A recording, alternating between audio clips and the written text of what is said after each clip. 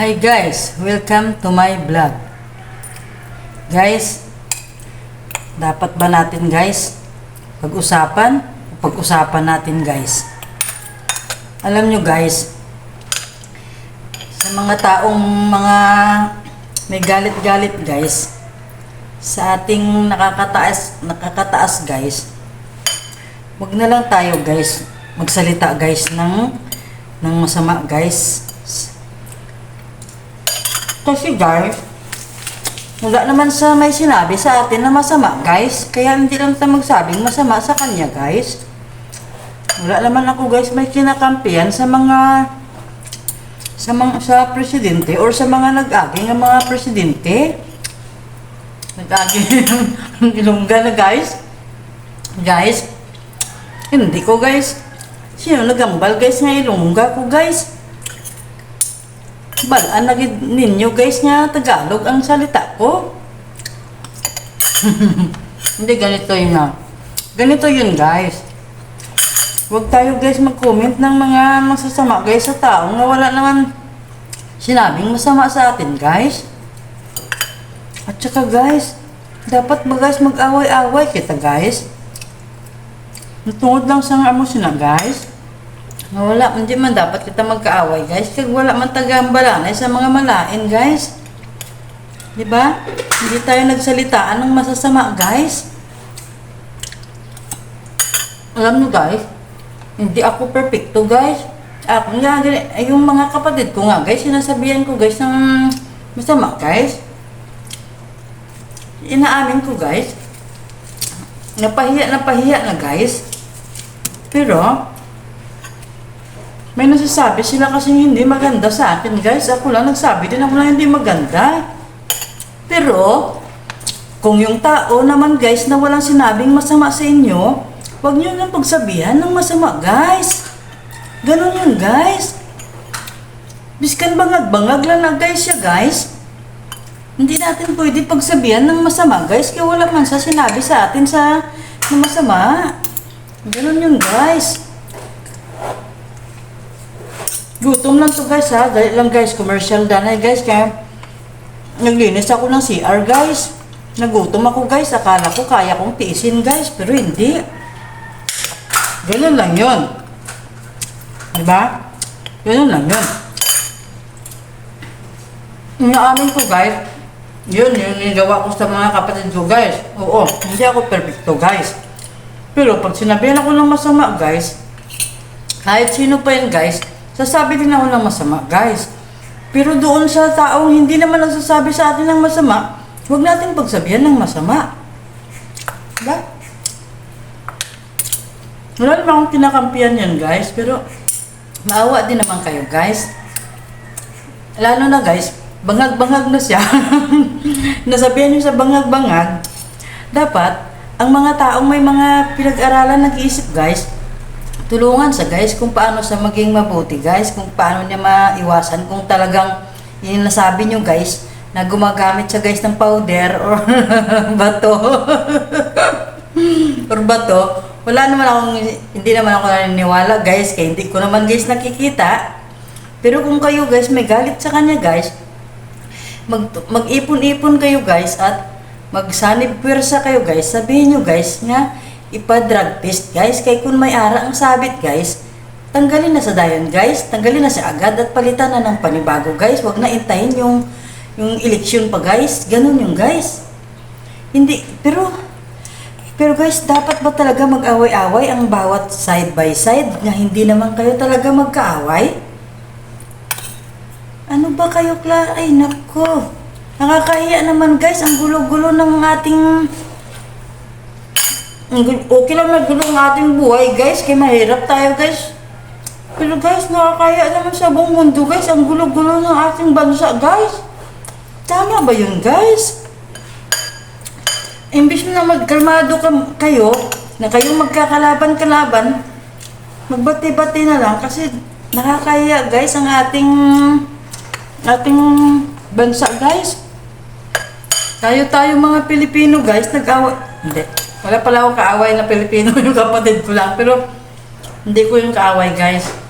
Iwas lang ako, guys. Pero, sinasabi ko, guys, mahal ko ang mga kapatid ko guys. Nag-iiwas lang ako guys. Kasi may kapatid ako guys na magsalita na hindi maganda guys. Makasabi din ako na maganda guys, na hindi maganda pala. Sorry. Di nga ako perfecto kaya sorry. Pero hindi ako galit guys. Kaya tayo guys, magkakapwa-kapwa tayo guys. Hindi tayo pwede mag-away-away. Diba? Magulo-gulo lang ang bansa natin guys. Dadagdagan pa natin. Okay?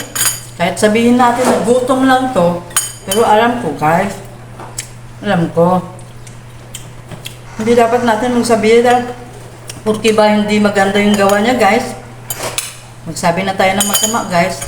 Oo, mali na ako, mali guys. Pero hindi naman tayo sinasabihan ng masama guys. Uulitin ko guys, huwag natin din siya pagsabihan ng masama. Kahit babangag-bangag siya guys, tulungan nyo kung paano siya maging maayos guys. Kayo na mga sanib pwersa, kayong matataas dyan. Magtulungan kayo paano siya magiging maayos kung talagang nagdududa kayo, kung bangag-bangag yun, anong ginagawa sa buwan na guys. Ayusin nyo guys.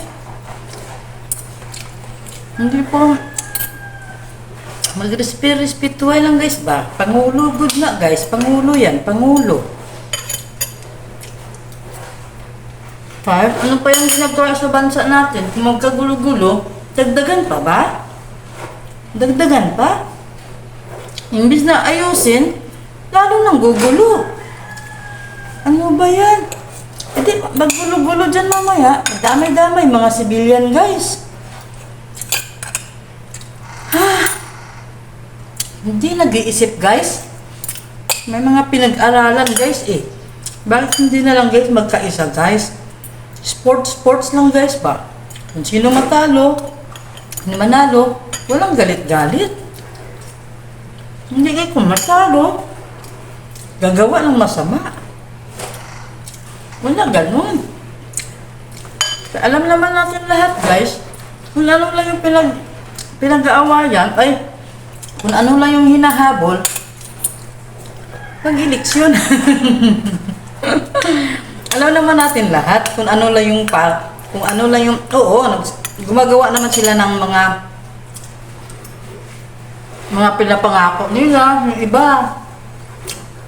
Hindi ko lang alam kung ginagawa ba yung mga pangako lahat-lahat, pero alam naman natin lahat guys, na may bagay talagang hinahabol sila guys. Kaya gusto nila manalo, pero matalo, okay lang, huwag magalit. At kung may sala guys, huwag kayong magalit. Kaya dapat lang malagot kung may sala. Pag may sala, malagot talaga. Ganun yun guys. Magulo yung kwento ko guys, dahil guys, wala akong script guys, wala akong script. Tsaka nagugutom na ako dahil naglilinis ako ng CR.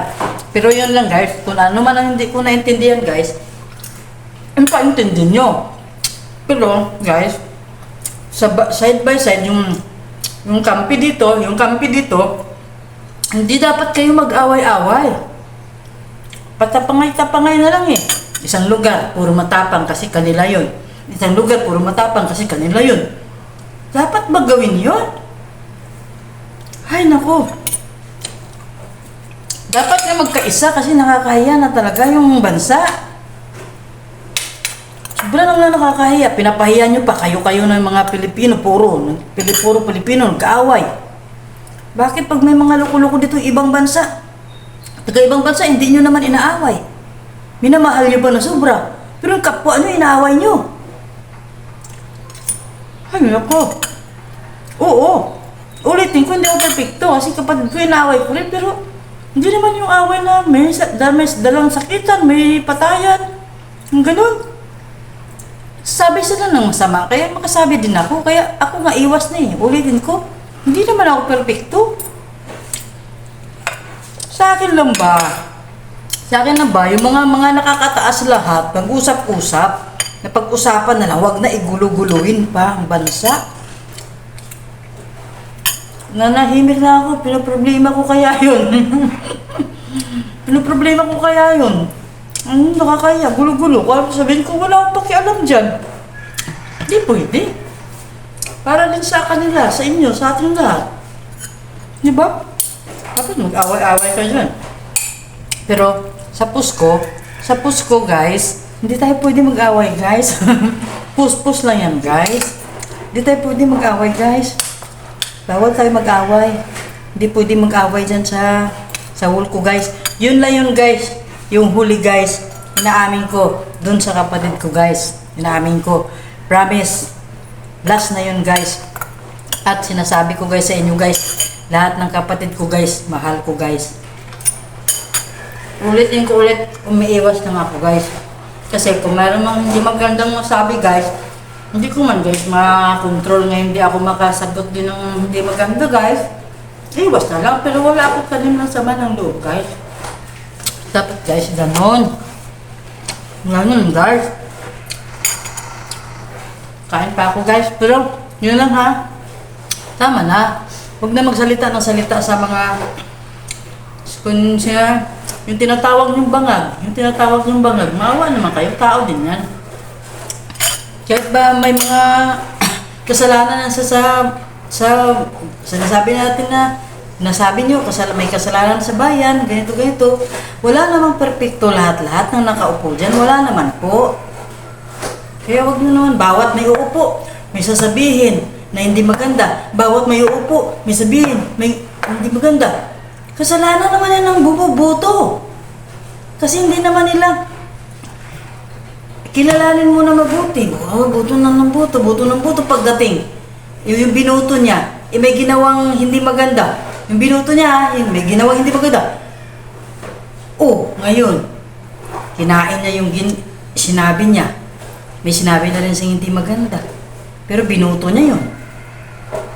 Ay, nako. Mag-isip-isip kasi kayo kung sino-sino talaga ang pwede talagang pwede mangmuno talaga.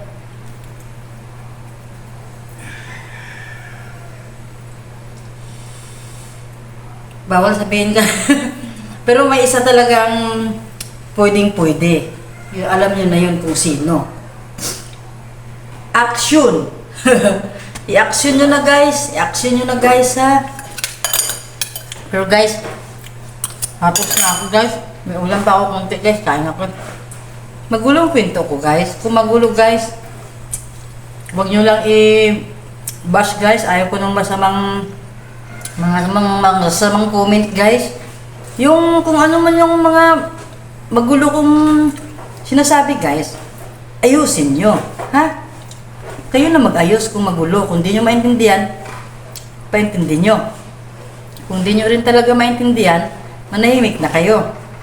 Sa akin lang kasi, huwag mag-away-away kasi pareho-pareho lang guys, Pilipino guys. Diba? Kahit nasabihin natin guys, isali na natin mga OFW guys, kapwa Pilipino guys, magsisiraan guys, dadagdagan pa guys. Grabe guys. Nahimik na ako guys. Kunyari lang guys. Wala akong alam. Inosente ako. Inosente ako guys. Hindi ako bangag. Mukha lang bangag. Bangag butas ba? Pero, yun lang guys. Thank you for watching. Hanggat hindi nyo guys natapos yung video guys, huwag kayo magalit sa akin guys. Nagsasalita lang ako guys. Kasi kahit kayo guys, ayaw nyo mag-away-away ang mga kapwa Pilipino guys. Pero siguro masabi natin, wala yan guys sa pinag-aralan guys. Sa ugali yan guys. Pero pwede naman guys iwasan guys kung gustuin guys. Yung magkaisa lang ba lahat guys ba? Pero dapat sila unang magkaisa guys kasi sila yung mga nakakataas, may mga pinag-aralan guys, no? At dito guys, uulitin ko, bawal mag-comment guys na masasama guys ha. Hindi tayo magkaaway guys ha. Sinasabi ko lang yung sa loobin ko guys. Kayo, kung may sasabihin kayo guys sa loobin nyo guys, huwag sa akin, doon sa kanila guys ha. Tsaka, huwag kayo magalit sa akin guys, nagsasabi lang ako guys. Nakailang guys na tayo guys. Okay? Thank you for watching guys. Ako'y maglilinis pa ng kwarto dahil tapos na ako ng CR guys. Okay? Thank you for watching.